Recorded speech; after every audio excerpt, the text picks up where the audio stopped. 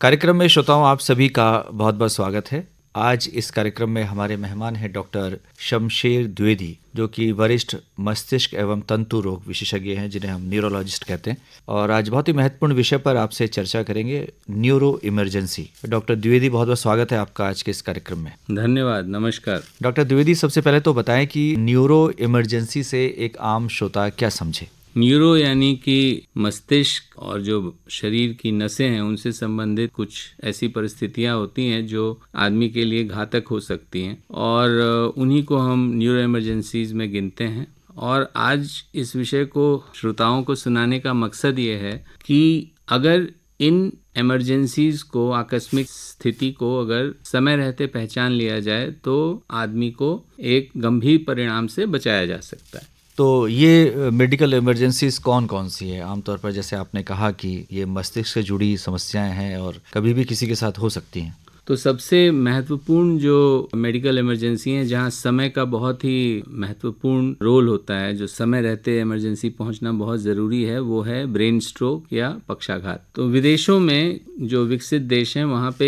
एक स्लोगन हर जगह लिखा हुआ मिलता है, और हमें भी चाहिए कि अपने देश में इसको फैलाना चाहिए। वो है बी फास्ट। बी फास्ट जो है वो एक एब्रीविएशन शॉर्ट फॉर्म है। बी से बैलेंस, ई से आई यानी विजन, एफ से फेस यानी चेहरा, चेहरे में टेढ़ापन, ए से आर्म, एस से स्पीच, बोली में लड़खड़ाहट, एंड टी से time to go to hospital. अगर ये बी फास्ट का कोई भी लक्षण किसी आदमी में अचानक हो तो उसको आप गंभीरता से लें, उसको हल्के में ना लें। कई बार क्या होता है, आदमी उठता है सुबह सुबह, देखता है हाथ काम नहीं कर रहा है, बोलता है अच्छा दब गया होगा, थोड़ी बोली में लड़खड़ाहट होगी, रात को शराब ज्यादा पी ली थी, आज बोली में लड़खड़ाहट हो रही है। लेकिन इस तरह का खुद का इंटरप्रिटेशन नहीं करना चाहिए। बी फास्ट में से कुछ भी अगर अचानक सामने नजर आए तो पहले जाके ब्रेन स्ट्रोक रूल आउट करना चाहिए। अच्छा, वो इसलिए महत्वपूर्ण है क्योंकि अगर आप, जिसको हम गोल्डन विंडो कहते हैं, स्वर्णिम अवसर, उस अगर स्वर्णिम अवसर में आप पहुंच जाते हैं अस्पताल में, तो उस क्लॉट को हम दवाओं की मदद से और तार के द्वारा भी, कई बार अगर दवा कारगर ना हो तो हम उस क्लॉट को तोड़ सकते हैं और खून का प्रवाह फिर उस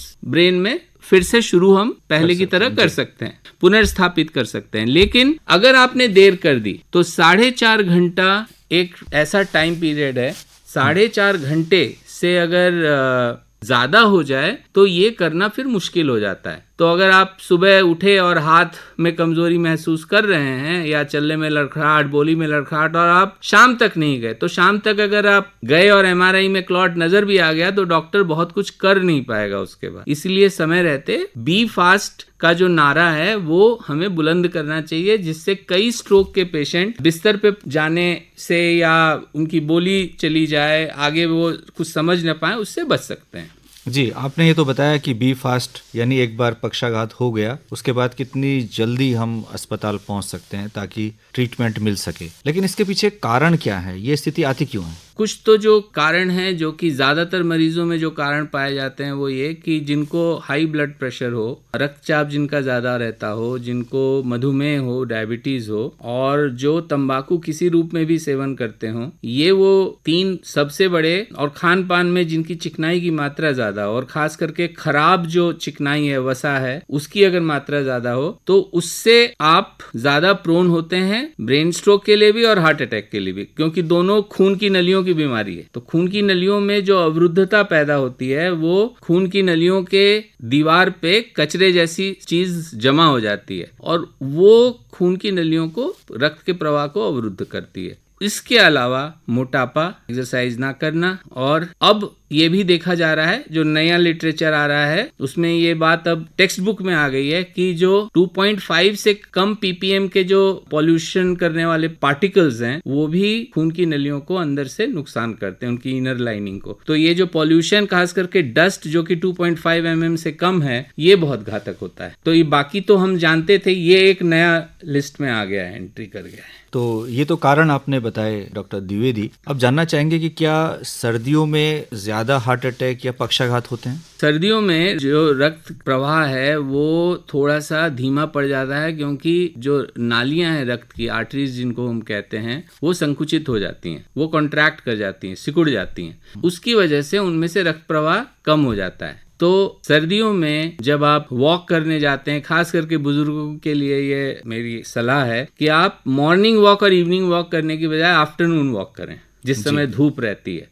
तो कुछ लोगों के दिमाग में रहता है कि मॉर्निंग वॉक ज्यादा बेनिफिशियल है। ऐसा है नहीं। अगर मुझे सलाह देनी होती है वॉकिंग की तो मैं हमेशा कहता हूं जब धूप खिली हो उसी समय करें, और जिस दिन ज्यादा ठंड हो तो आप ना करें। घर में ही जितना वॉक कर सकते हैं उतना ही करें। दूसरा, बाहर जाएं तो अपने शरीर को अच्छी तरह गर्म कपड़ों से ढकें। और हार्ट अटैक और ब्रेन स्ट्रोक दोनों ठंड में ज्यादा होते हैं, ठंड की वजह से, और खास करके अर्ली मॉर्निंग में ज्यादा होते हैं, क्योंकि रात भर जब आदमी सोया रहता है तो रक्त प्रवाह और स्लो हो जाता है। तो बहुत से स्ट्रोक जो होते हैं ब्रेन हेमरेज के और खून की नलियों के अंदर जो क्लॉट बनता है वो अर्ली मॉर्निंग स्ट्रोक्स बहुत ज्यादा होते हैं। और अर्ली मॉर्निंग स्ट्रोक्स कई बार लोग पहचान नहीं पाते, क्योंकि बुजुर्ग हैं, बिस्तर से उठे नहीं, उसके बाद अचानक उठे तो लड़खड़ाहट होने लगी तो अच्छा कोई बात नहीं, ठंड लग गई होगी, उसकी वजह से इलाज में कई बार बहुत देर हो जाती है। जी, ये तो आपने पहली न्यूरो इमरजेंसी के बारे में हमें जानकारी दी। अब दूसरी जो इमरजेंसी है वो आपने बताई मिर्गी या एपिलेप्सी। थोड़ा बताएं कि ये मिर्गी या एपिलेप्सी जिसे हम कहते हैं, और अक्सर हम ऐसे लोगों को अपने आसपास भी देखते हैं, कभी भी अचानक वो गिर जाते हैं, मुंह से झाग निकलने लगता है और भीड़ इकट्ठा हो जाती है। ये मिर्गी क्या है, एपिलेप्सी क्या है? मिर्गी या एपिलेप्सी जो है उसमें आदमी का शरीर अचानक अकड़ कर उस पे झटके आने लगते हैं, सिर जो है एक तरफ को टेढ़ा हो जाता है, मुंह से झाग निकलता है, जीभ कटने की वजह से मुंह से झाग के साथ रक्त भी आ सकता है, और कई बार वो दृश्य बड़ा भयावह होता है। और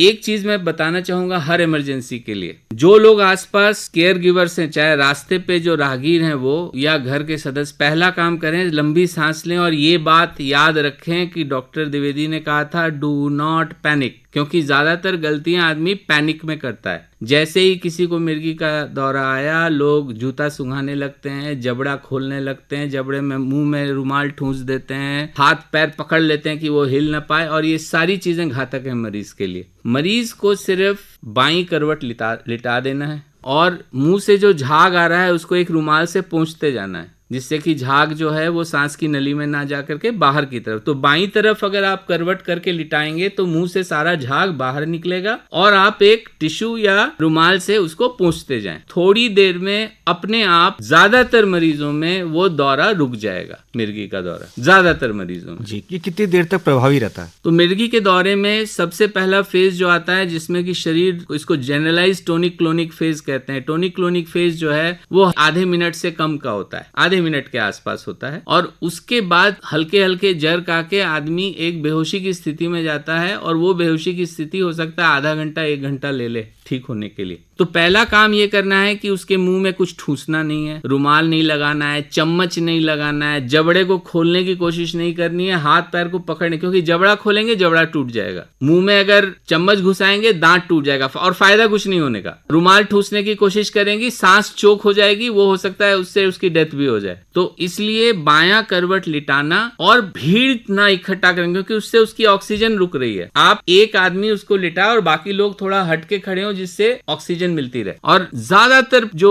मरीज होंगे वो आधे 1 मिनट में ऐसी स्थिति में आ जाएंगे कि आप उनको उठा करके नियरेस्ट हॉस्पिटल में ले जाएं। अच्छा, एक चीज और मैं बताना चाहूंगा, ये हर इमरजेंसी पे लागू है। हर आदमी के दिमाग में होता है कि इस शहर का ये बेस्ट हॉस्पिटल है और आदमी उस बेस्ट हॉस्पिटल की तरफ चलता है, लेकिन इमरजेंसी का रूल है कि जो नियरेस्ट हॉस्पिटल है वहां जाना है, not to the best hospital. Nearest hospital जहां पे कि केयर मिल जाए वो रूल होना चाहिए, थंब रूल, ना कि बेस्ट, क्योंकि बेस्ट हॉस्पिटल में जाने में जो आपका टाइम, अगर बेस्ट हॉस्पिटल आपके घर के पास है तो ठीक है, या उस एक्सीडेंट के पास या उस पेशेंट के पास है तो ठीक है, नहीं तो one should go to the nearest medical facility, यानी जो चिकित्सा की सुविधा आपके पास उपलब्ध हो वहां जाएं, पहले उनको स्टेबलाइज करके फिर बेस्ट हॉस्पिटल जाएं, ना कि पहले बेस्ट हॉस्पिटल लेके जाएं। जी, ये अच्छी बात आपने की, जो निकटतम है वहां पहले पहुंचना चाहिए, सर्वश्रेष्ठ की तलाश में समय व्यर्थ ना करें। अच्छा, दूसरा, स्ट्रोक के केस में मैं एक चीज बताना चाहूंगा जो हमने पहले,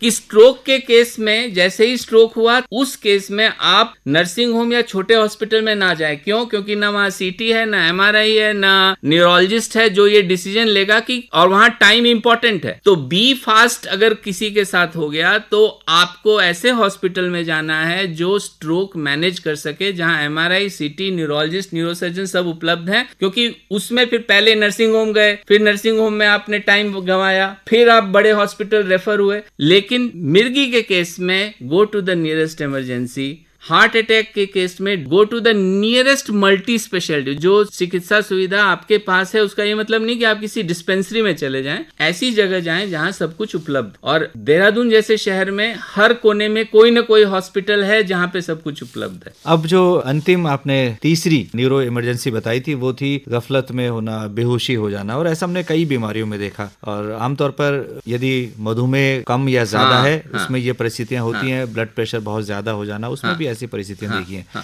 तो ये क्यों हो जाती है, ये क्या है, और इसमें किस तरह का ट्रीटमेंट तुरंत दिया जाना चाहिए? तो दो चीजें जिसके बारे में आपने खुद ही बता दिया, दो सिचुएशन। जैसे अगर मान लिया कि मधुमेह के मरीज हैं, उनका अगर शुगर बहुत हाई या बहुत लो हो जाए तो उससे आदमी गफलत में चला जाता है। तो वो जो कंफ्यूज स्टेट होता है आदमी का, दिमाग का, उस कंफ्यूज स्टेट में घर पे ही उपचार में आप उनको चीनी, ग्लूकोज या कोई भी मीठी चीज या चॉकलेट जो भी उपलब्ध हो वो तुरंत खिलाने की कोशिश करें, क्योंकि ज्यादा देर तक अगर शुगर लो रहा तो उससे फिर ब्रेन को नुकसान पहुंच सकता है, और जो फिर हो सकता है कि परमानेंट हो। तो इसलिए तुरंत शुगर चेक करनी चाहिए। और दूसरा, ब्लड प्रेशर अगर बहुत हाई है और आदमी गफलत में चला गया है तो ये हाई ब्लड प्रेशर से भी हो सकता है, और हो सकता है ब्रेन हेमरेज हुआ हो। लेकिन जो आपको करना ये चाहिए उस परिस्थिति में कि अगर मरीज इस स्थिति में हो कि मुंह से दवा ले सकता है तो उनकी जो रेगुलर बीपी की मेडिसिन है वो देना चाहिए। और अगेन जो मैंने फिर से दोहराता हूं कि नियरेस्ट मेडिकल सेंटर में ले जाना चाहिए। दवाओं के बारे में ऐसा कहा गया है, ब्लड प्रेशर जो हाई होता है वो ये कि उसको अचानक ड्रॉप नहीं कर। अगर ब्लड प्रेशर है तो ब्लड प्रेशर की दवा आप जरूर दे दें, लेकिन ऐसे चीजें कुछ होती हैं जैसे जीभ के नीचे कुछ दे दिया जाता है हार्ट के लिए, वैसी चीजें बीपी के लिए भी है दवा है। अगर आप जीभ के नीचे रख दें तो तुरंत बीपी गिर जाएगा, लेकिन वो खतरनाक, वो जानलेवा हो सकता है। और ये मान के चलें कि ऐसे मरीज को ब्रेन हेमरेज हो सकता है। इसलिए